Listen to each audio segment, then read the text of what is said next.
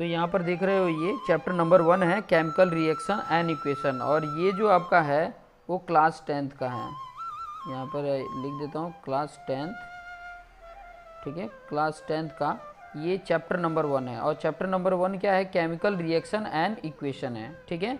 तो सबसे पहले तो हम यहाँ पे जानेंगे कि केमिकल रिएक्शन है क्या, उसके डेफिनेशंस को देखेंगे। ये केमिकल रिएक्शन का उसका डेफिनेशन भी देखेंगे, समझेंगे कि ये है क्या, फिर उससे रिलेटेड जो भी इम्पोर्टेंट पॉइंट है वो भी जानने की कोशिश करेंगे। जैसे यहाँ पे लिखा है the process of interaction of chemicals to form new substance.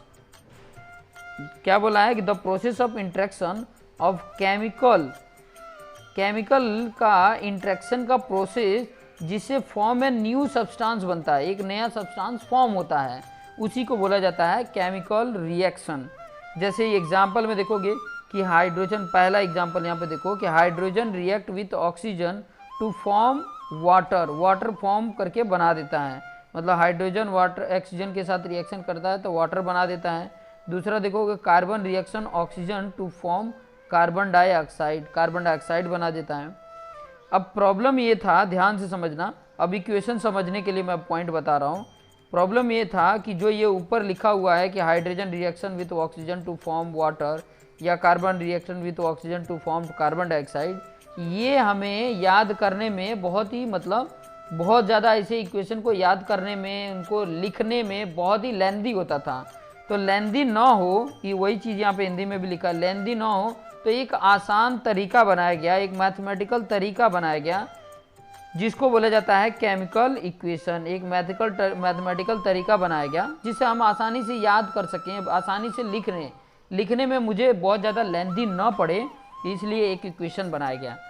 तो ये इक्वेशन इस तरीके से, एक इक्वेशन बनाया गया जो इस तरीके से, देखो हाइड्रोजन ऑक्सीजन के साथ रिएक्शन कर रहा है, वाटर बना रहा है। अब यहाँ हाइड्रोजन H2 फॉर्म में था, 2 था, यहाँ ऑक्सीजन 2 था, लेकिन यहाँ पे इस तरफ ऑक्सीजन 1 था तो 2 बनाया, तो 2 आगे मल्टीप्लिकेशन किया, तो यहाँ पर भी बैलेंस करने के लिए यहाँ पर भी 2 का, क्योंकि यहाँ पर हाइड्रोजन 4 हो गया था तो यहाँ पर हाइड्रोजन को 4 बनाने के लिए यहाँ पर 2 मॉलिक्यूलर्स बना लिया इसको।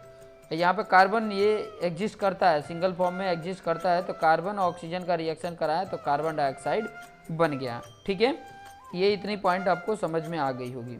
अब आगे सिग्निफिकेंट में अगर देखोगे तो it is a very easy, ये जो होता है वो बहुत ही क्या होता है, ईजी होता है।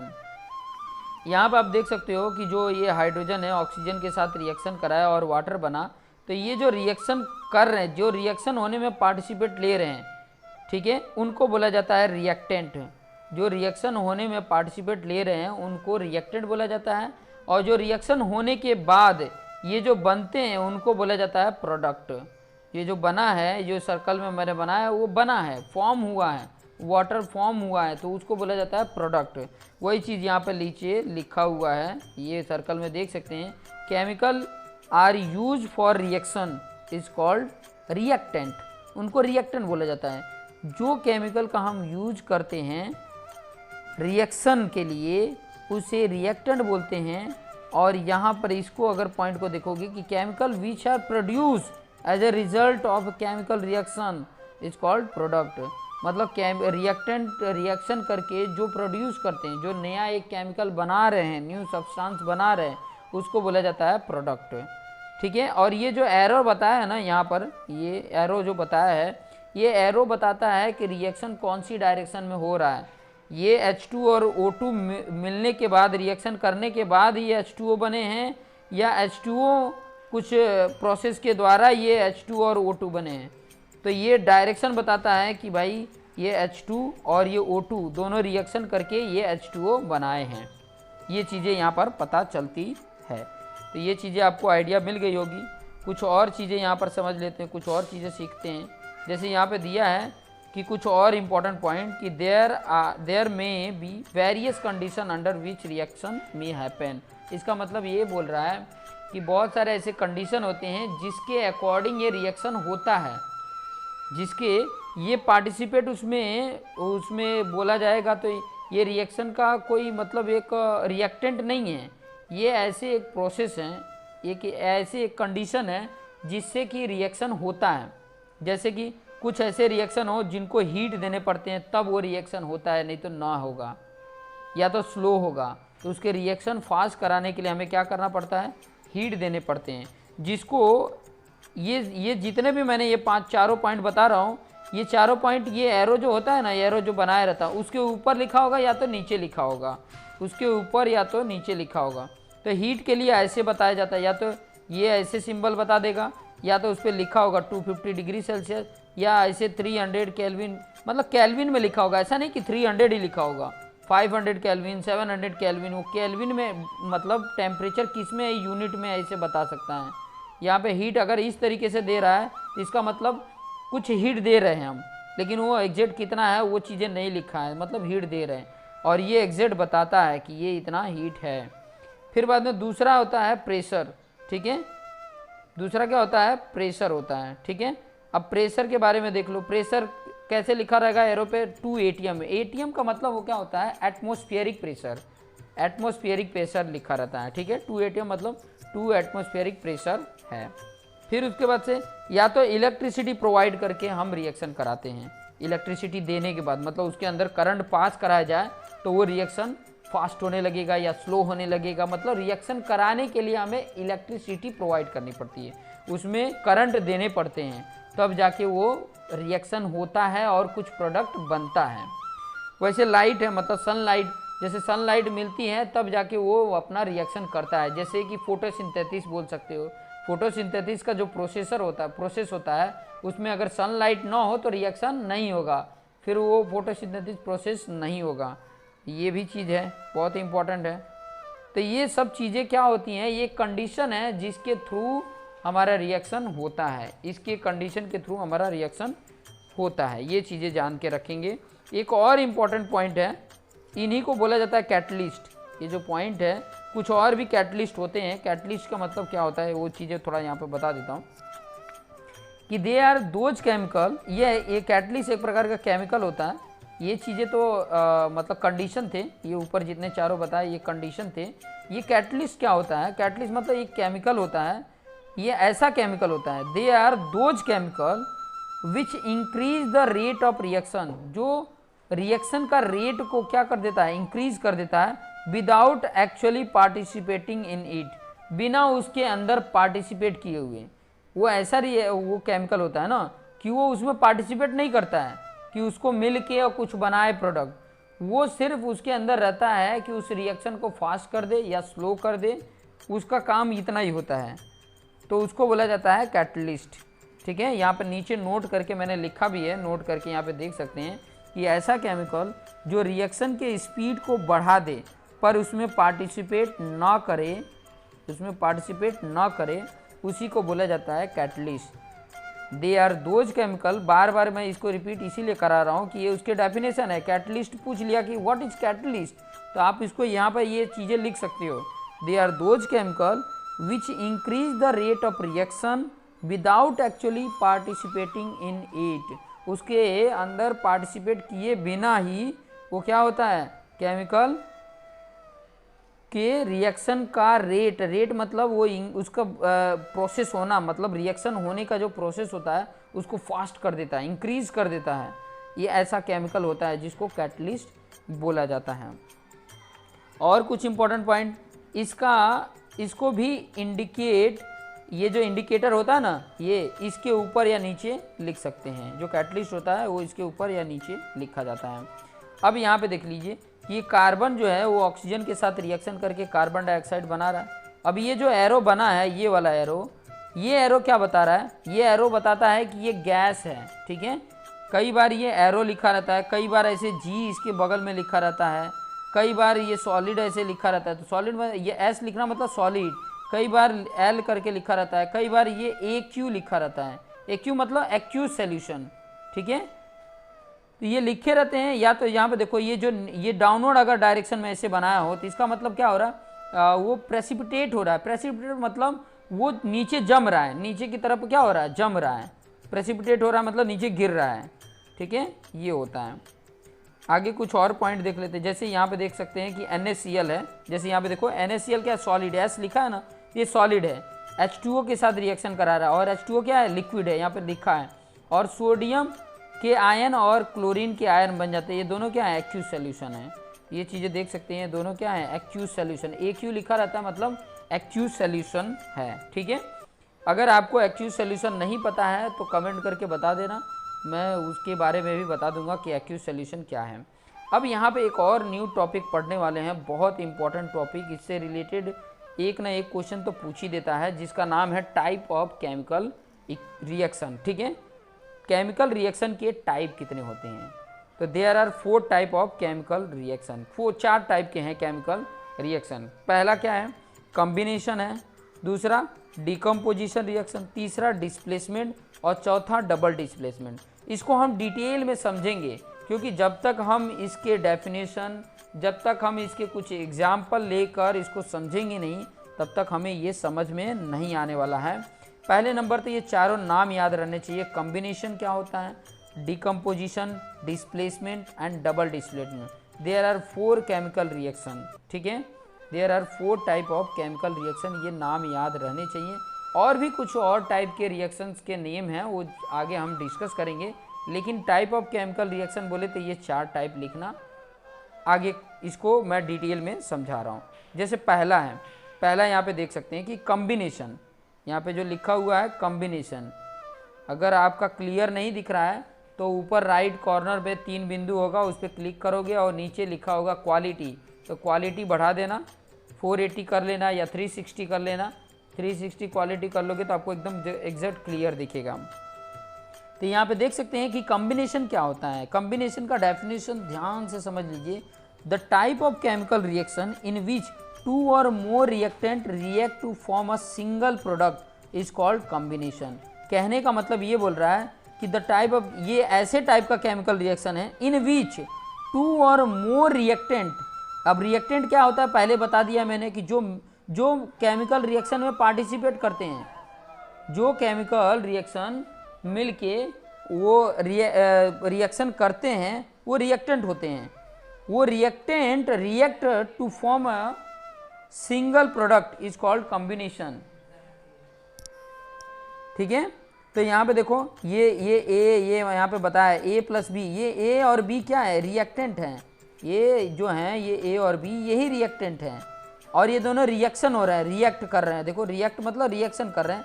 और टू फॉर्म अ सिंगल, देखो ये सिंगल बन गया, AB बन गया, तो उसको बोला जाता है कॉम्बिनेशन रिएक्शन। जैसे यहाँ पे नीचे एग्जाम्पल देखिए, यहाँ पे बताया, देखो ये पहला, देखो हाइड्रोजन और हाइड्रोजन और ऑक्सीजन, ये दोनों अलग अलग रिएक्टेंट हैं। ये दोनों कंबाइन होकर सिंगल एक बनाए हैं, सिंगल एक, ये सिंगल बनाए हैं, H2O बना दिए, वाटर बना दिए। H2O वाटर होता है, ठीक है। यहाँ पर लिख देता हूँ, H2O वाटर होता है। ये चीज़ें आप समझ सकते हैं। फिर आगे यहाँ पे नीचे देख सकते हैं कि कार्बन और ऑक्सीजन, ये कार्बन एक रिएक्टेंट है और ऑक्सीजन एक रिएक्टेंट है, दोनों रिएक्शन करके कार्बन डाइऑक्साइड बना दिए। तो ये तो रिएक्टेंट थे, क्या थे, ये रिएक्टेंट थे। और ये क्या है, प्रोडक्ट है, यहाँ पर जो लिखा है प्रोडक्ट है। और ये क्या बना है, कार्बन डाइऑक्साइड। CO2 को क्या बोला जाता है, कार्बन डाइऑक्साइड है, तो ये कार्बन डाइऑक्साइड बन जाता है। तो ये दोनों रिएक्शन, ऐसे जहाँ पर भी रिएक्शन दिखे कि 2 या 2 से अधिक, यहाँ पर देखो 2 ही है, यहाँ पे देखोगे तो 2 ही है, तो 2 ही मिलके एक बनाए। कई जगह पे 3 मिलकर एक बनाते हैं, कई जगह पे 4 मिलकर एक बनाएंगे। तो जहाँ पर भी ऐसे आपको केमिकल दिखे, रिएक्शन दिखे, तो समझ जाना कि ये किस टाइप का रिएक्शन है, किस टाइप का केमिकल रिएक्शन है, तो कॉम्बिनेशन है, कॉम्बिनेशन टाइप का रिएक्शन है। एक बार और डेफिनेशन को इसको देख लो, बहुत इंपॉर्टेंट है। The type of chemical reaction in which 2 or more reactant react to form a single product is called combination. जब ऐसा ये केमिकल रिएक्शन है, इस प्रकार का केमिकल रिएक्शन है, इन विच मतलब इसमें 2 और मोर, यहाँ पर 2 और मोर मतलब 2 या उससे अधिक रिएक्टेंट रिएक्ट करके एक फॉर्म सिंगल प्रोडक्ट बनाते हैं, उसी को बोला जाता है कॉम्बिनेशन। ये चीज़ें आपको समझ में आ गई होंगी। नेक्स्ट दूसरा जो टाइप का रिएक्शन है वो चीज़ें यहाँ पे बता रहा हूँ। दूसरे जो टाइप का रिएक्शन है वो क्या है, डीकम्पोजिशन। अब डीकम्पोजिशन क्या है, तो इसको भी उसी लहजे में डेफिनेशन लिखेंगे, the type of chemical reaction in which a single reactant, इसमें रिएक्टेंट क्या होगा, एक सिंगल ही होगा, जो डिकम्पोज होके, डिकम्पोजिटेड to form 2 or more product, एकदम सेम कॉम्बिनेशन के उल्टा है, उसमें 2 या 2 से अधिक मिलके एक बनाते थे, यहाँ 1 से 2 या 2 से अधिक बनेंगे प्रोडक्ट, उसको बोला जाता है डिकम्पोजिशन। कहने का मतलब अगर ए बी सी है, इनको कुछ रिएक्टेंट कराया जाता है तो ए बनता है, बी बनता है और सी बनता है। तो ये प्रोडक्ट हैं, ये भी प्रोडक्ट है, ये भी प्रोडक्ट है, ये भी प्रोडक्ट है, ये प्रोडक्ट बने। ये सिंगल एक था, एक सिंगल से ये डिकम्पोज होकर 3 प्रोडक्ट बन गए या 2 प्रोडक्ट बन गए, तो इसी को बोला जाता है डिकम्पोजिशन। डिकम्पोजिशन जैसे यहाँ पे देख सकते हैं CaCO3, CaCO3 को बोलते हैं कैल्शियम कार्बोनेट। यहाँ पर लिख के भी बता देता हूँ, कैल्शियम कार्बोनेट बोला जाता है, कैल्शियम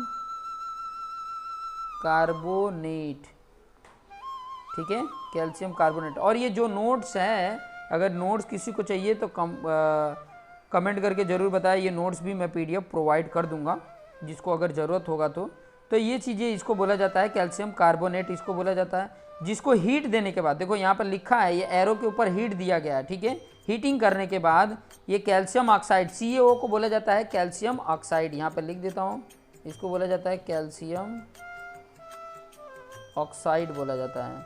और ये तो आपको पता ही है कार्बन डाइऑक्साइड होता है, ये वाला कार्बन डाइऑक्साइड है, ये तो पता ही है। तो ये कैल्शियम ऑक्साइड और कार्बन डाइऑक्साइड बन जाता है।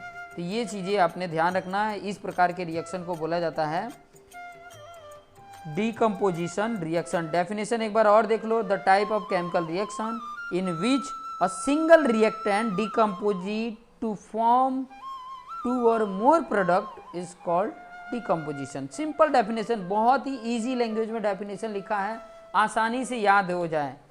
इसी लहजे में आप तीसरे टाइप के भी इक्वेशन का डेफिनेशन लिख सकते हैं। जैसे यहाँ पर डिस्प्लेसमेंट है, डिस्प्लेसमेंट क्या है, the type of chemical reaction in which a more reactive element displace unless reactive, unless का मतलब उससे कम जो रिएक्ट वाला होगा उससे जगह पर ये क्या हो जाएगा, शिफ्ट हो जाएगा, डिस्प्लेस हो जाएगा, उसको बोला जाता है डिस्प्लेसमेंट। नाम से ही आपको पता चल रहा है कि ये किसी की जगह पर आ जा रहा है। जैसे मैं यहाँ पर बताऊँ कि मान लो A B C के साथ रिएक्शन करा रहा है और क्या बना दे रहा है, A जो है ना वो ज़्यादा रिएक्टेंट था B से, तो AC के साथ रिएक्शन बना दिया और B ऐसे हो गया। तो मतलब ये जो C के साथ ये B वैल्यू थी, उसकी जगह पर क्या आ गया, A आ गया, मतलब उसके जगह पर ये A रिएक्ट कर लिया। कहने का मतलब ये ज़्यादा रिएक्टिव है, मोर रिएक्टिव है, तभी ये B को हटा के और C के साथ रिएक्शन कर पाया, मोर रिएक्टिव है। मोर रिएक्टिव के लिए भी मैं आगे कुछ और कुछ दे दूंगा कि कौन, इस एक सीरीज में मैं लिख के दे दूंगा कि कौन कितना ज़्यादा रिएक्टिव है, तभी वो उससे ज़्यादा रहेगा तभी तो उसके जगह पर ले पाएगा। अगर उसका ज़्यादा रिएक्टिव नहीं होगा, रिएक्शन लिख दिया, यहाँ पे रिएक्टिव लिख देना, यहाँ पे रिएक्टिव होगा,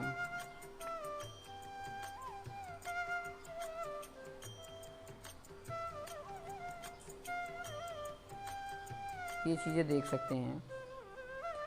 तो ये आप यहाँ पर रिएक्शन भी देख लीजिए, ये चीज़ें आपको समझ में आ रही होगी कि जिंक जो है वो कॉपर सल्फेट के साथ रिएक्शन करा रहा है।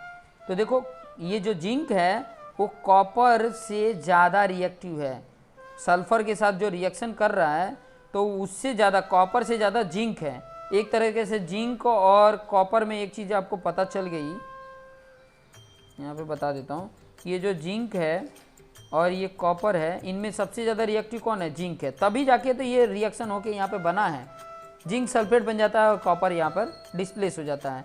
तो इस प्रकार का रिएक्शन जब भी देखने को मिले तो उसको बोला जाता है डिस्प्लेसमेंट रिएक्शन। तो ये भी डेफिनेशन अच्छे से एकदम याद कर लेना, डेफिनेशन प्लस उसके एक एग्जाम्पल याद रहने चाहिए कि ताकि आपको समझ में आ सके। फिर डबल डिस्प्लेसमेंट, ये लास्ट वाला समझ लेते हैं कि डबल डिस्प्लेसमेंट क्या है, कि ताकि आपको आइडिया मिल जाए। यहाँ पे देख सकते हैं डबल डिस्प्लेसमेंट। तो डबल डिस्प्लेसमेंट क्या है, the type of chemical reaction in which mutual exchange of ion take place is called double displacement. यहाँ पर क्या हो रहा है कि म्यूचुअल एक्सचेंज होता है। म्यूचुअल एक्सचेंज मतलब तुम्हारे में से एक मेरे में आ जाएगा, मेरे वाला तुम्हारे के साथ रिएक्शन करा लेगा, तो म्यूचुअल एक्सचेंज हो रहा है और इनके आयन का एक्सचेंज होता है जो एक प्लेस ले लेते हैं, जिनको बोला जाता है डबल डिस्प्लेसमेंट। जैसे यहाँ पे देख सकते हैं ये सोडियम हाइड्रोक्साइड जो है, यहाँ पर देख सकते हैं कि सोडियम हाइड्रोक्साइड है, ये हाइड्रोक्लोरिक के साथ, ये इसको बोला जाता है सोडियम हाइड्रोक्साइड।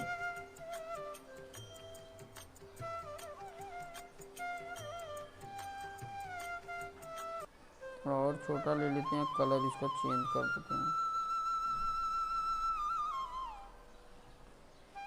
यहाँ पर लिख देता हूँ मैं सोडियम